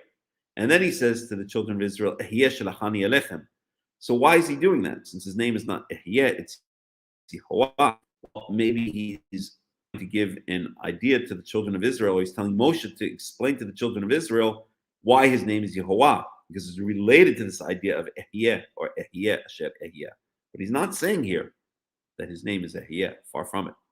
Verse 15, ויאמר עוד Elohim אל משה כה תאמר אל בני ישראל יהוה אלוהי אבותיכם אלוהי אברהם אלוהי יצחק ואלוהי יעקב שלחני עליכם זה שמי לעולם וזה זכרי לדור דור. Okay, so now he's revealing his name. This זה שמי לעולם זה זכרי לדור דור. This is my name forever, for eternity, and this is the way to mention me or remember me from generation to generation. Not Ehyeh, but Yehovah. So again, Ehyeh could be an explanation for the name Yehovah.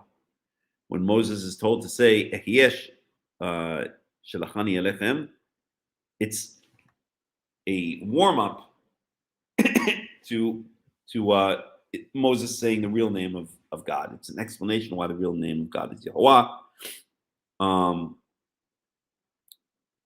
And I've spoken about this name in a number of videos. How it has no consonants. It's only vowels, Yehovah. Or you could say partial vowels, quasi-vowels, right? Y and Yud is like Y in English is sometimes considered a vowel, sometimes considered a consonant. Wow also can be used as a consonant or as a vowel. It could be W or it could be U, right? But there are no hard consonants here. You don't see a D or K, right? Vowels are defined by the mouth being open, and consonants are defined by the mouth being closed at one point or another. Okay, whether it's, let's say, labial, where the lips are closed, like b, or it's a excuse me, or it's a uvular, where the back of the mouth is closed, like g, right? The mouth is closed in a consonant. Here, in the words of Yehovah, or in the letters of Yehovah, the mouth is never closed. Yehovah. This is one of the reasons why I'm so against the idea that it's Yehovah.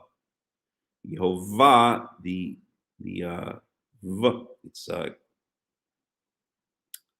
It's a dental fricative, like v, and it's incorrect. It's not in accordance with the rest of the letters here, which are all vowels. The hey is a vowel. The yud, yeah, okay, is basically a vowel. It's certainly not a hard consonant. And so wah should also, or is also, I won't say should, is also a vowel. The people who think that it's Yehovah, I think their understanding is completely incorrect. And poor research on top of it, but also completely incorrect. I've written an article a long time ago, and I'll just mention the article briefly right here. Let's bring it up.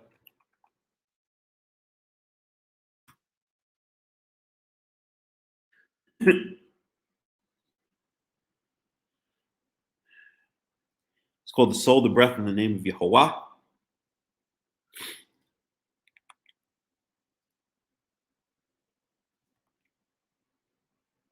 And I'll just post it here.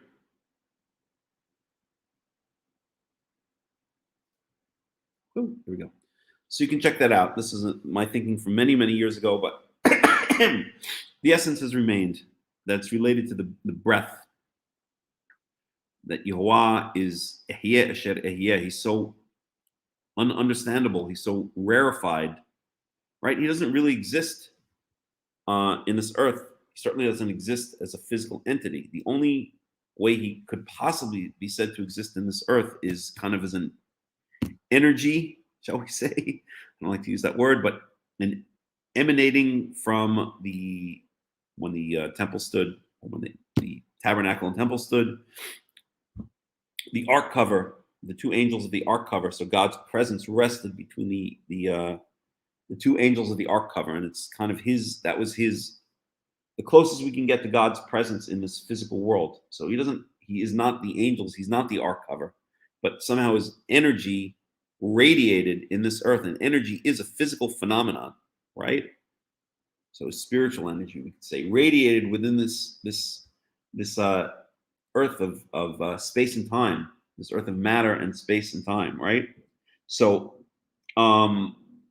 matter and energy in space and time. So I could spend an hour talking about this, or hours speaking about this, but this is the closest that Yehovah comes to living on this earth. He doesn't live as an idol like the Christians have their Jesus idol, or the Hindus have their whatever they have, their 10 million gods. Ganesh is popular these days. I can't walk into an Indian restaurant anywhere in the world without seeing Ganesh staring at me. And a number of times, if nobody's looking, I'll spit in Ganesh's face. Sorry, but that's what I do. And it's a disgusting idol. So at any rate, Yehovah doesn't have a physical form on this earth. The closest he comes to having any presence on this earth within a physical manifestation is as some kind of spiritual / energetic presence that lives between the cherubim, the kruvim on the ark cover. Okay, so Yehovah is not. He's rarefied. He's more rarefied than we know that if matter is rarefied, it turns into energy. That's the famous E=mc² equation of Einstein. And if we could say that if energy is rarefied even more, it turns into spirit. Okay, I'm not going to get into that right now, but that's kind of my spiritual cosmology. So God's spirit is very rarefied. It's associated with the breath, just as when God gave life to Adam. It says, breathed into him the breath of life. So God is associated with the breath. And so his name is also rarefied. It's like a breath, okay? The mouth is kept open. It's only air. It's not some kind of hard consonant where the different parts of the mouth meet and close, like Yehovah. Okay? It's Yehovah, like a breath. At any rate, read the article. I know that sounds kind of mystical, but it's actually really not mystical. I'm very against mysticism. I would call it kind of more a spiritual cosmology. All right. At any rate, Bnei Israel, Yehovah, Elohei Avotechem, Elohei Abraham, Elohei Yitzhak, Elohei Yaakov, Shilachani Alechem, Ze Shmi Li'olam, Ze Zichri Lidor Dor. Lech, wasafta et ziknei Israel, v'amata alehem, Yehovah, Elohei Avotechem, Nira Elai, Elohei Abraham, Yitzhak, Yaakov, Lemor, פקדתי אתכם ואת עשוי לכם במצרים. ואמר אעלה אתכם מעני מצרים אל ארץ הכנעני. Again, here we have Ani Mitzrayim, the suffering of Egypt, right? We saw that Ephraim is named, right? Because I was fruitful. But Eretz Ani'i, in the land of my suffering. And here we have again this idea of Mitzrayim being suffering. Mi'ni Mitzrayim, and we know that the Jews themselves were fruitful and multiplied, right? They arravu va'amtsu. Eretz Ani Rizi, Hayuvi, Hayibusi, El Eretz Zavat Halav Udavash. Wash Sham'u, Kolecha, Bata, Ata, Waziknei Israel, El Melech Mitzrayim. אמרתם אליו יהוה אלוהי העבריים ניבא עלינו ואתה נלך נא דרך 3 ימים במדבר ונזבחה ליהוה אלוהינו ואני ידעתי כי לא ייתן אתכם מלך מצרים להלוך ולא ביד חזקה ושלחתי את ידי והכיתי את מצרים לכל נפלותיי אשר אעשה בקרבו אחרי כן שלח אתכם. ונתתי את חיי העם הזה בעיני מצרים, והיה כי תלכון לא תלכו ריקם. I never understood this. And this is fulfilled later in Exodus, when the Israelites leave. נתתי את חיי העם הזה בעיני מצרים. I will make the people of Israel pleasurable in the eyes of Egypt. And when you go, you will not go empty-handed. So it's always been very strange because it's not chayin. It's not like the people of Egypt said, "Oh, look at these wonderful Israelites. I want to give them gifts." They were terrified of the Israelites. So when the Israelites asked for gifts, and even uses the word again, chayin, this is going to come, in the Passover, in the Exodus, the actual Exodus part of the Exodus story, right? That the people of Egypt, the word chayin is usually pleasure or pleasantness or something like that. So it's basically saying, I'll paraphrase, that the people of Egypt are going to have this desire to give you gifts, but that's it didn't come from some kind of wonder or pleasure that the people of Egypt had from with the people with Israel. It came from terror that their nation is being destroyed by these people. At any rate, I don't know if that's meant to be ironic or I've never really understood it. I'd be curious to see. Let's see if Robert Alter has anything to say about this. Let's see. So this is Exodus 3:21.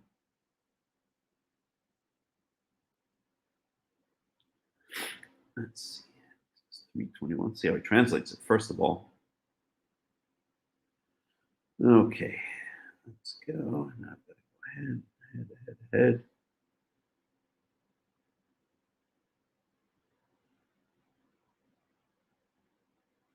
3:21.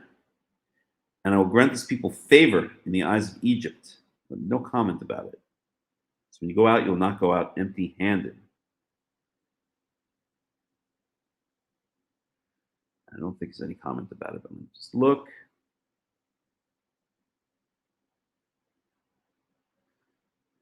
Okay.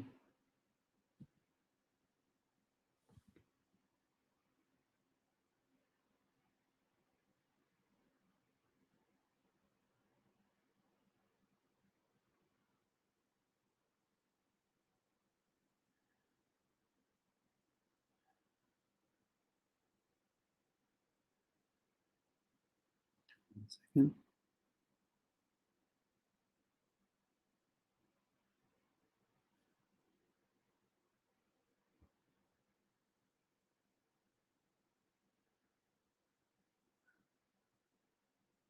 One second.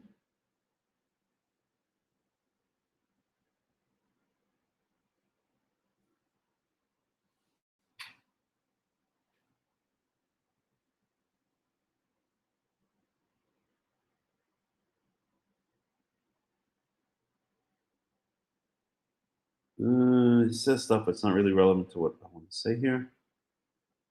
So forget it. Okay.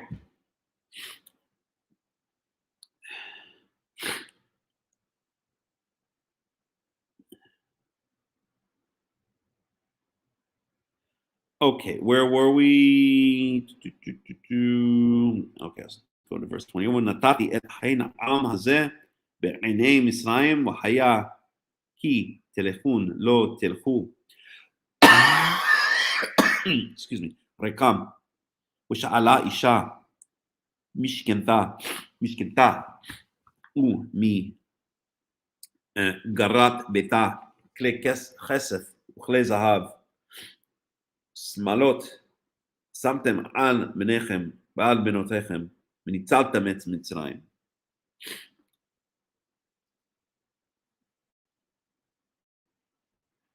ויען משה ויאמר וכן לא יאמינו לי ולא ישמעו מקולי כי יאמרו לא נראה אליך יהוה. יאמר אליו יהוה מה זה בידיך? ויאמר מטה. ויאמר השליחהו ארצה. וישליחהו ארצה ויהי לנחש. וינס משה מפניו. ויאמר יהוה אל משה שלח ידך ואחוז בזנבו ישלח ידו יחזק בו ויהי למטה בכפו בכפו.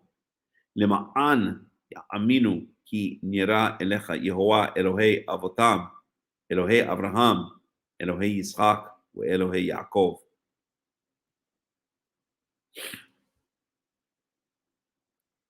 One second.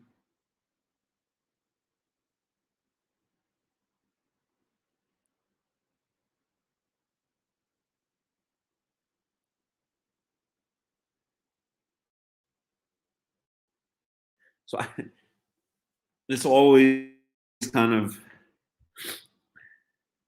is how are they going to believe me? And God, give them basically like a parlor trick, which the Egyptians, the Egyptian magicians, reject outright anyway.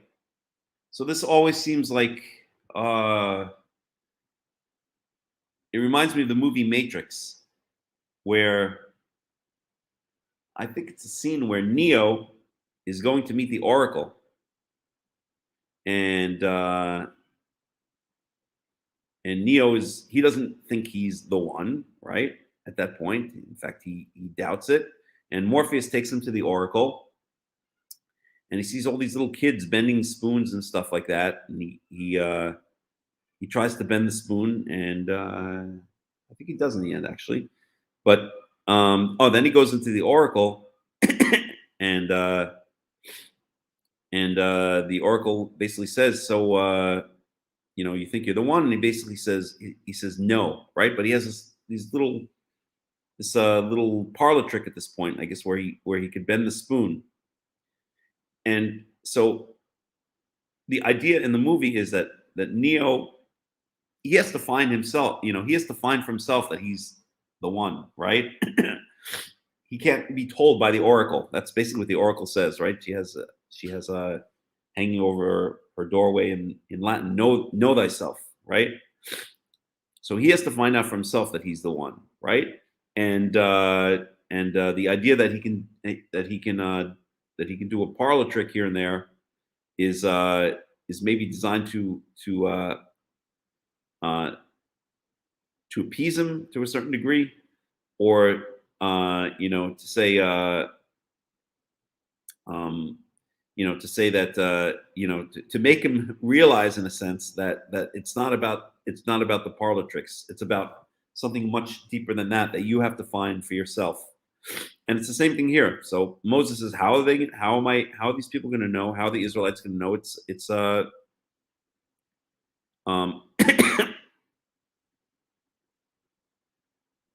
One second. Right. How are they going to know that I'm coming from God? Oh, so you turn a staff into a snake and back into a staff, right? It's almost like this little parlor trick, but it doesn't really do it for the Israelites, right? They doubt Moshe, and it certainly doesn't do it for the Egyptians. They recreate the trick with their Egyptian magicians. So it's almost, I don't know how to put in words, as often these kind of very deep thoughts are difficult to put in words. It's almost like God is saying, okay, you're asking for something, I'll give you something, but if you think that's going to be the answer, you're wrong. It's going to be something much deeper than that. And it's only through a whole process that Moses and the Israelites and the Egyptians come to realize what's going on here, that this really is the redemption. It's not going to be throwing a staff on the ground and it turning into a snake. It's going to be a process of growth and realization on all three parties, on Moshe, the Israelites, and Pharaoh and the Egyptians, that there's something much bigger going on here. So it's almost like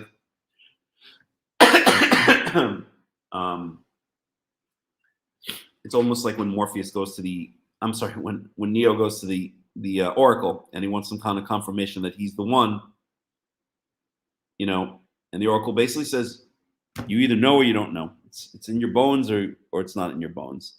And but okay, I'll look at your hands, right? She looks at his hands and says, you got the potential, but I don't know what you're waiting for, right? So it's kind of the same thing here. Moses says, give me something to prove to the Israelites. And God says, okay, here's a little parlor trick you can do.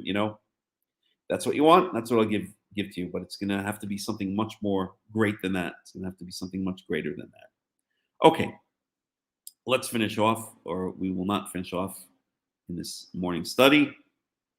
We're now in verse 6. Yomer Yehovah lo od havei na yadcha b'chekecha ve'yado b'cheko ve'yotzia והנה ידו מצורעת כשלג. ויאמר, השב ידך אל חיקך, וישב ידו אל חיקו, ויוציאה מחיקו, והנה שבה כבשרו. והיה אם לא יאמינו לך, ולא ישמעו לכל האות הראשון, והאמינו לכל האות האחרון. והיה אם לא יאמינו גם לשני האותות האלה, ולא ישמעון לקולך, ולקחת מימי היאור, ושפכת היבשה, וחיו המים, אשר תיקח מן היאור, וחיו לדם ביבשת. ויאמר משה אל יהוה, בי אדוני, לא איש דברים אנוכי, גם מתמול, גם משלשום, גם מאז דברך אל עבדך כי כבד פה וכבד לשון אנוכי. ואומר יהוה אליו, מי שם פה לאדם, ומי ישום אילם או חרש או פיקח או עיוור, הלא אנוכי יהוה. ועתה לך ואנוכי אהיה עם פיך והוריתיך אשר תדבר. ואומר בי אדוני, שלח נא ביד תשלח.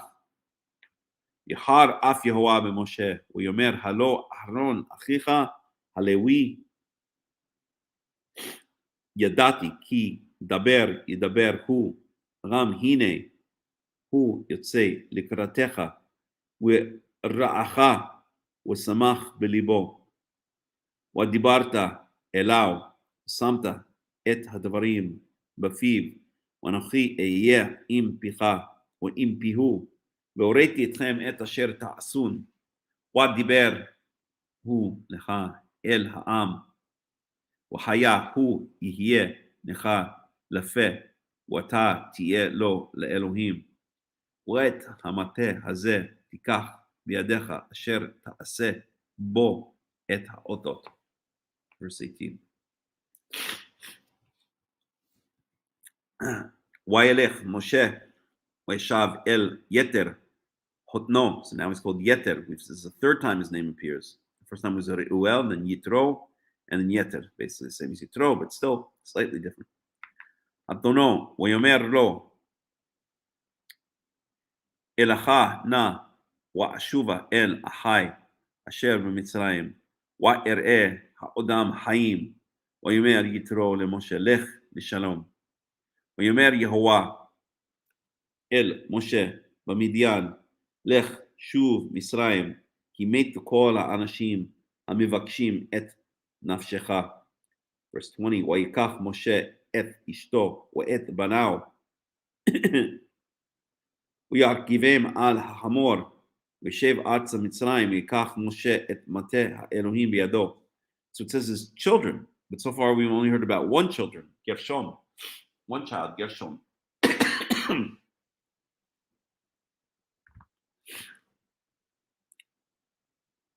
Pointing that out. ויאמר יהוה אל משה, מלאכתך לשוב מצרימה, ראה כל המופתים אשר שמתי בידיך, ועשיתם לפני פרעה.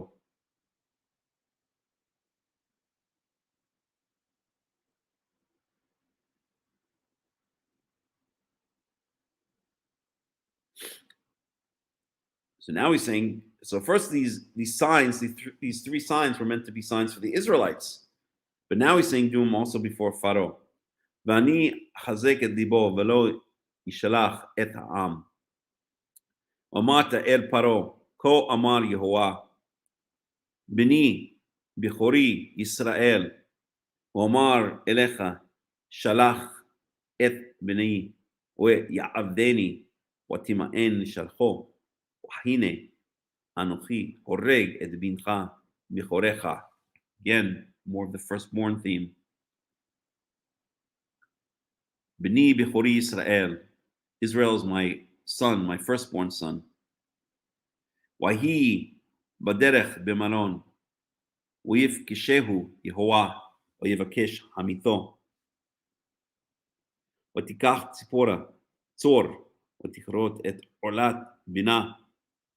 ותגע לרגלו. זאת אומרת, כי חתן דמים אתה לי. וירף ממנו אז, ואמרה, חתן דמים למולות. This story has been spoken about a lot. Very strange. We know that the Israelites did not circumcise in the desert, right? In fact, Yoshua, right when he's entering into the land, circumcises, has all the Israelites who didn't circumcise in the desert circumcise, right? And here, apparently, Moshe did not circumcise his son. Now he's heading back to where he's, got to get down to business, or he's heading back to his people. And God, I guess, is mad that he has not circumcised his son at this point. Maybe it's okay if you're out in the middle of nowhere, but now you're heading back to your people. You're being part of the people. You're leading the people, in fact. And now your son needs to be circumcised, or should have been circumcised. Okay. ויאמר יהוה אל אהרון, לך לקראת משה המדברה, וילך, ויפגשהו בהר האלוהים, וישק לו. ויגד משה לאהרון את כל דברי יהוה אשר שלחו, ואת כל האותות אשר ציווהו. וילך משה ואהרון, ויאספו את כל זקני בני ישראל. וידבר אהרון את כל הדברים אשר דיבר יהוה אל משה. יעש האותות לעיני העם, ויאמן העם, וישמעו כי פקד יהוה את בני ישראל, וכי ראה את עניים, וירדו וישתחוו.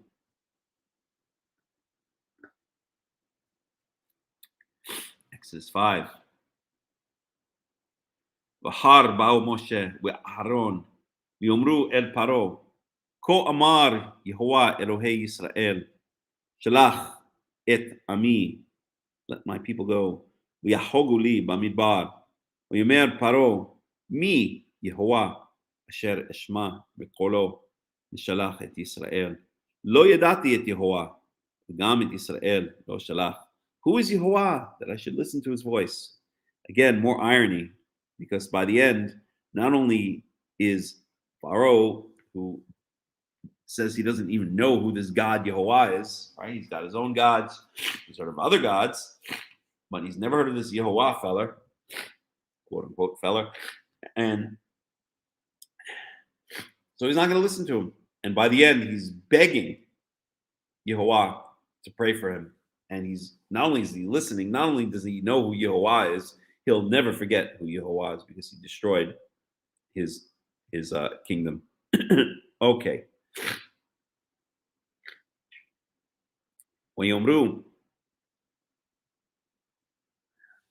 ויאמרו אלוהי העבריים נקרא עלינו נלכנה דרך 3 ימים במדבר ונזבחה ליהוה אלוהינו פן יפגענו בדבר או בחרב.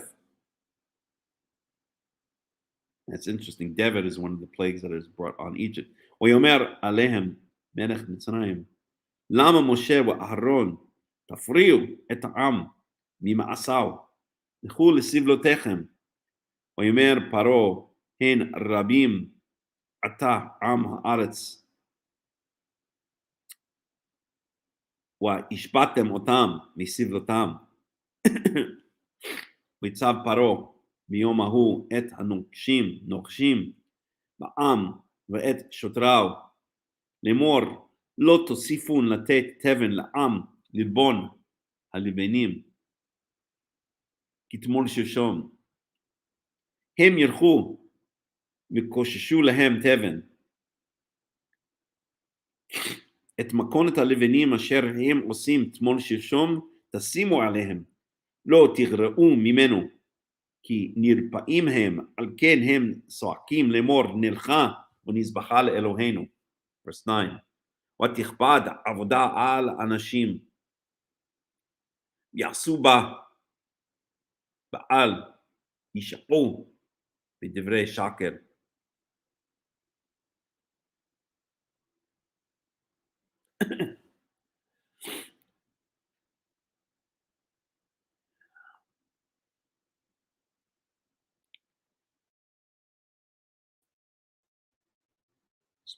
This word for spirit number of parshas, or maybe it was last week's parsha.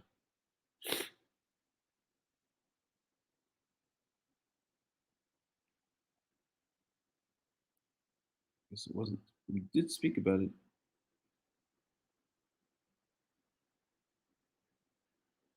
Oh, right. I'm studying it on my own.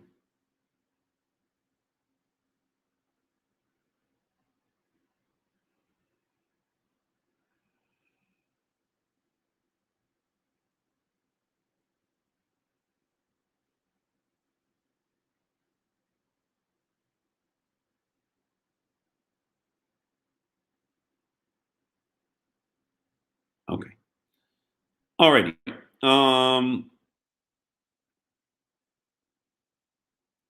Let's see one more thing. I'll mention if I think it's relevant. Right. Okay. So we're in verse 9.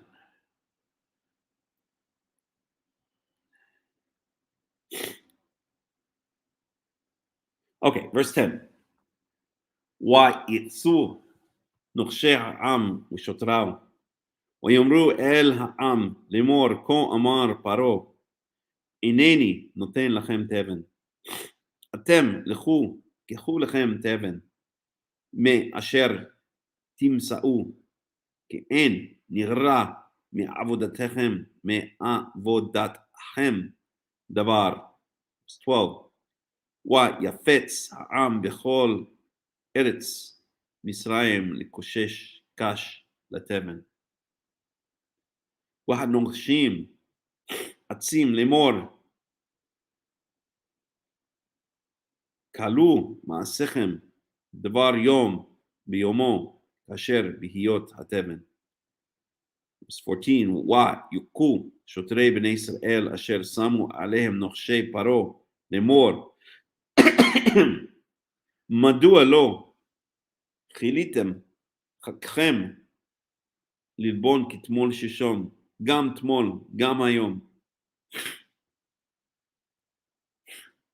Verse 15, ויבואו שוטרי בני ישראל, יתקו אל פרעה לאמור, למה תעשה כה לעבדיך? תבן אין ניתן לעבדיך, ולבנים אומרים לנו, עשו, והנה עבדיך מוכים וחטאת עמך. יאמר, נרפים על כן אתם אומרים, נלכה ונזבחה ליהוה. ועתה לכו עבדו, ותבן לא יינתן לכם, ותוכן לבנים תיתנו. ויראו שוטרי בני ישראל אותם ברע לאמור, לא תגרעו מלבניכם דבר יום ביומו. Verse 20, ויפגעו את משה ואת אהרון ניצבים נקרתם בצאתם מאת פרעה, ויאמרו עליהם, ירא יהוה עליכם, וישפוט אשר הבאשתם את ריחנו בעיני פרעה, בעיני עבדיו, לתת חרב בידם להרגנו. וישב משה אל יהוה, ויאמר, אדוני למה חרה אותה לעם הזה, למה זה שלחתני? מאז באתי אל פרעה לדבר בשמך, הרע לעם הזה, ועצל לא הצלת את עמך. Moshe really has some words for God. Okay. I think that's it. That is, we're supposed to go up to 6:1. Right? That's the Parsha. So 6:1, ויאמר יהוה אל משה, אתה תראה אשר אעשה לפרעה, כי ביד חזקה ישלחה, וביד חזקה יגרשם מארצו. And that's it. My battery's running out. It's been about 2 hours. We've gone through the Parsha. We're going to stop here. We're going to pick it up where we will do more analysis of the Parsha. I may read it through again very quickly with absolutely no stops from beginning to end, or I may not. I'm not sure exactly how I'll do it, but we're going to continue with this afternoon study, which will be in a little bit less than 3 hours from now. So I hope you can join us. And in the meantime, have a wonderful Shabbat. I wish everybody Shabbat Shalom. And I will see you later. This is Hakham Melech ben Yaakov of the World Alliance of Qara'im saying Shalom and Shabbat Shalom.